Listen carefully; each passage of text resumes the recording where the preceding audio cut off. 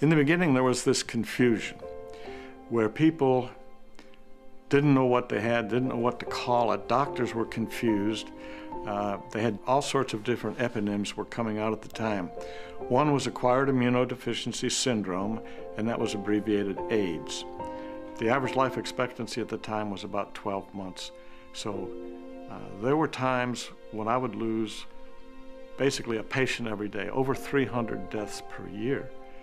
And many physicians refused to care for patients with HIV. They were afraid they were going to get HIV themselves. People didn't know what this was that was going on. But it seemed like you got closer to these patients than you were to any other patient, because they needed you so desperately because there was nothing else available for them. And the very fact that you would care for them or even touch them many times. I had a patient that was referred to me from several others. He says, "You're the first doctor that touched me." And so it was tough back then. By the time we got to about 1986, the epidemic was more or less in explosion phase. But by that time, you were really getting to know your patients, and part of the things I learned about them was how much exercise they were doing, what kind of exercise they were doing, and how they were eating. It was very clear to me at the time, as I learned more about the day-to-day activities of these patients, that those who had the best nutrition did the best with their HIV infection. But I had no knowledge of why fruits and vegetables were so important in our diet. My own diet. One of the things I learned, particularly in intensive care units, the patients would come in with severe trauma. A decade earlier, they would have died very quickly. But the nutritional support that they were receiving was really changing their outcomes significantly.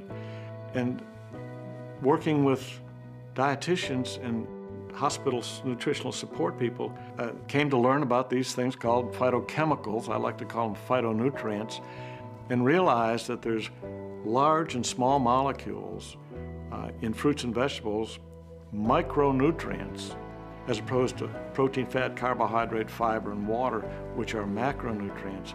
These micronutrients, I realized, were becoming more and more known and more recognized as being very important. The foundation of health is a diet rich in fruits, vegetables, grapes, and berries.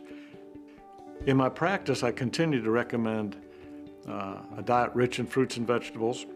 I like the term eat the rainbow. I told them to eat the color. The color was good for you, and do that as much as you can. In the intensive care units, it was tough because there was no way they could eat. They were being fed with a tube. They had a tube in their throat to oxygenate them. There was no way that they could get the nutrition of a fruit or a vegetable. And then in May of 1995, a fellow internal medicine doctor came up to me and told me he had come across something called Juice Plus. It's concentrated fruits and vegetables in a capsule. I said, voila, this is what my patients need.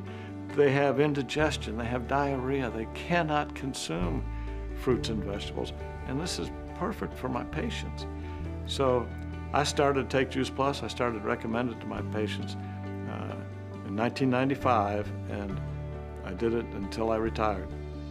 And I really think I saw a big impact for those patients. I think living life to the plus is